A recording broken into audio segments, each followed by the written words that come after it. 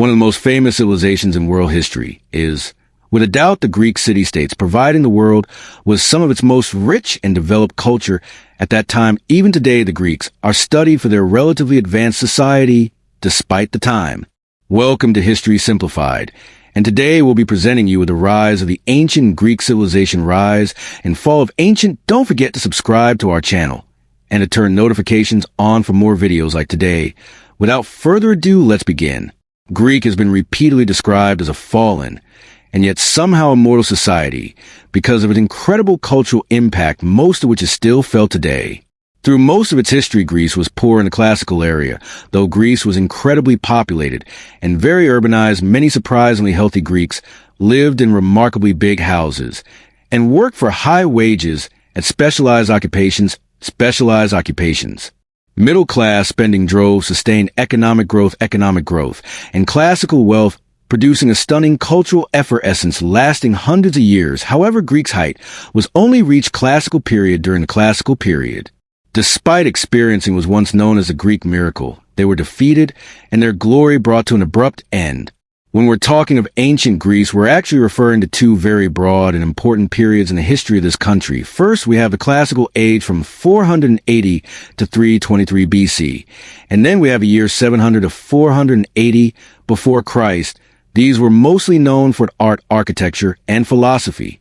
Archaea Greek was advanced in art, poetry, and technology, but it's mostly known for the age in which the city-state or polis was invented. Greece could be more accurately described as a constellation of ancient cultures precisely due to the city-state system.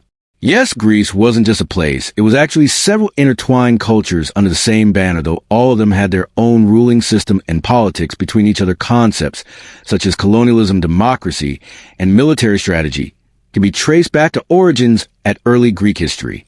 In this timeline will mark the rise of Greece from its proto beginnings to its decline and eventual fall. To fall to Rome's superior forces more than 2,100 years ago. Greece is one of the four pillars of important civilizations to have influenced Western societies, and its main traits can also be highlighted in its contemporary societies, such as the Romans, the Sumerians of Mesopotamia, and the Egyptian dynasties. All of these civilizations established laws, revered one or many gods, created voting rights for citizens, advanced science, and put the expressive arts above all things. We look back to these ancient societies and recognize the seeds and sprouts that flourished in the following cultures. The Greek inhabitants were called Hellenes. The reason why the city-states were created was because during what was called the Greek Dark Ages, before the Archaic period, people inhabited throughout Greece and small farming villages, nothing more than small farming villages. These villages grew larger, and thus they also began to evolve. Some of them built walls, though most built what was known as agora or marketplace. The agora was more than just a place to buy and sell or set up shop. It was a community meeting place where people interacted, people developed governments, and also organized their citizens according to some sort of constitution or set of laws. They also raised armies and set up a tax collection system. Each of these polis was said to be protected by a particular god or goddess to whom the citizens of the polis owed reverence, respect, and sacrifice. For example, Athens' deity was Athena, and so with Sparta's next we had Corinth, Thebes, and Delphi. One of the most important breakthroughs in the history of Greece is how they developed their own writing style. It is still undeciphered script called linear, which also appears in a historical record around 1500 BCE. Another familiar-looking form known as linear B emerges as a writing style. Linear B being recognizable enough on a precursor to Greek language, it has also been translated and provides some insights into Greek life before more advanced settlements evolved around that year. Prosperous tradesmen began developing each of the agoras and establishing complex settlements among their towns. Some islands in the Aegean Sea and port cities became sites of comfortable dwelling with many signs of luxury. The city of Messina was the most prosperous, one with wealth being concentrated in the hands of only a few of the richest men. The privileged group of high class of time included kings, merchants, and the priests that kept the temples running, which is not very different from what happens today. Messina became both a trading and military power, and by 1300 BC is the dominant power of the age, and its wealth and influence are such that this era from approximately 1600 to 1100 BC is called the Mycenaean period of Greek history. Next up, Knossos becomes a successful trading. Knossos village. Knossos is located on the island of Crete and despite being assaulted by several natural disasters like earthquakes and invasions, the city is wealthy enough to erect temple, an even more impressive temple, on the site of the original. Merchants proceed to extend trade routes further west to Iberia and also north into the interior of modern-day Europe. Unsurprisingly, Myce, and aids power and prosperity, is envied by its neighbors from the Hellenes and from abroad too. Myce and Sully attacked in the 12th century BCE by several waves of invaders historically regarded as nothing more than sea people. Though they were most likely coastal Anatolians, they were also followed by their internal rivals, the Dorians, and also hit by an earthquake.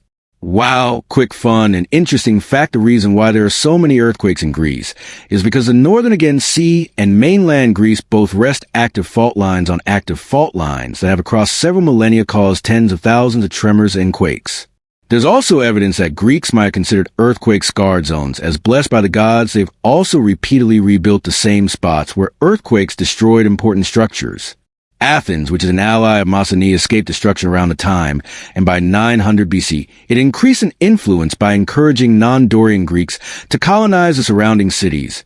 Even the wealthy and powerful Mycenae were unable to endure a combination of so many external and internal factors. Eventually, Athens took the center stage with its power and cultural influence massively increasing. In the 9th and 8th centuries BC, it also sponsored the first ever Olympic Games in 776 BC, and during the same decade, Homer's landmark epic poems, the Iliad, and the Homer, the Iliad, and the Odyssey were written. That's essentially a landmark moment for humanity in general. During this time, Athenian government officials were elected by fellow citizens rather than appointed. This is how the first democracy was also created. Its citizens accumulated wealth and formed many dynasties to pass from generation to generations, creating the concept of inheritance. It just seems like the Greeks had a knack for inventing stuff before anyone else had the idea of doing the same. However, at the same time, Sparta, another Dorian city-state, became the first-class military power in the area. By the middle of the 7th century BCE, the importance and power of Athens was challenged by it. While Athens was known for its support of arts and culture, Sparta was a very different and aggressive type of fish. The ruling class of Sparta viewed itself as non-citizens of their lands, but instead as marauders who invaded the Dorian marauders' region and took it over to enslave the native inhabitants, whom they unceremoniously labeled as helots. While Anthillians were no strangers to the concept of slavery, they never reached the inhumane numbers as Spartans did. Spartans became wealthy by basically living on the backs of the helots, who outnumbered them 10-1. Spartans were on guard against the possibility of a slave rebellion at any time. Spartans' culture, as movies have made a bit infamous, was definitely different from Athenian culture. All Spartan men are radically required to defend their city-state, and their military prowess became second to none. The rivalry and divergent cultures continued for centuries to the point of exaggeration by the films and movies. They came a couple centuries afterwards. As we mentioned, the first concept of democracy was born in Athens, but its seeds were planted during the previous periods, which is what allowed them to sprout into one of the most important concepts in politics and social science. In 594 BC, Solon became an archon, which is a magistrate in Greek of Athens. Solon also instituted some big changes in Athenian society. First, all debts were canceled for the peasant of Attica. It also made it legal to enslave debtors, and citizens were now all entitled to participate in the ecclesia, the body that elects archons. Moving forward and near the end of the century, in 508 BC, a new Athenian ruler known as Cleanthes effected a big political reform. Now, every citizen got their own voice in the Deimos, which is a local council in towns and villages. Athens also became more intellectually advanced. Schools were formed for the children of citizens, and even a job description was created. Philosophers were now some of the most important men in society. These important political and social advancements were essential for Athens to remain as the main city-state of ancient Greece. However, things were not going to bode well forever for the Greeks. Roughly in the beginning of the mid-16th century BCE, Persia arrived from the east, causing many skirmishes and full-scale wars with the Greek city-states, and bringing more trouble with them. To resist the Persians, even cultures as absolute opposite of Spartan, Athens came together to form a fragile alliance, though they aren't actual allies, and probably would remain as such even after things were over. The threat posed by the Persians was much bigger than their internal pettiness, and they were determined to stay united for the course of the conflicts until things were sorted out. Persia was Greece's most determined and pesky adversary, fighting them for 100 years to seize control of the Athenian colony of Ionia, which is present-day Turkey, and also attacking the Greek mainland in both 490 and 481 BC. However, the Greeks were able to repel them with both victories on the sea and the land, and even push them back to Asia. Much death and destruction followed suit until 448 BC, when Persia agreed to a peace treaty and ended conflicts on all fronts. Then a man named Pericles was born an Athenian noble.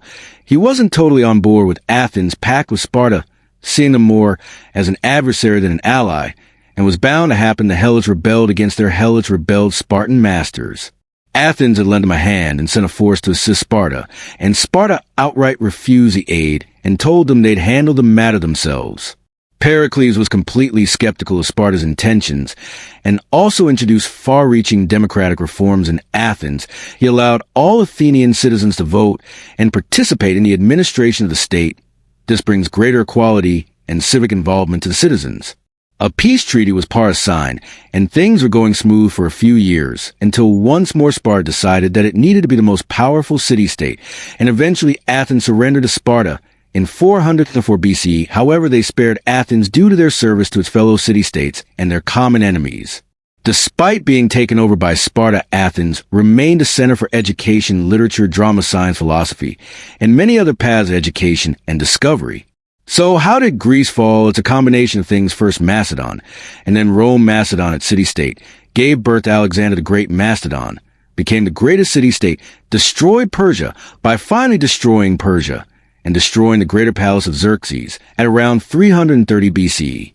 Athens lost much of its power with the rise of Macedon. Meanwhile, in the west, Rome expanded what is now known as the Italian peninsula and Sicily with the Greeks. At their weakest, Rome managed to easily conquer Macedon and the other Greek city-states, though it decreed that Greece is free as long as it remained under Roman protection.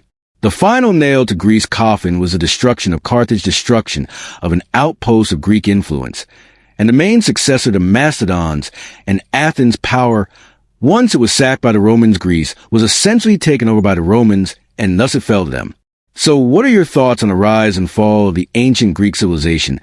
Let us know in the comments below. Also, make sure to leave us a like, share this video with your friends, and finally subscribe to History Simplified for more videos like today.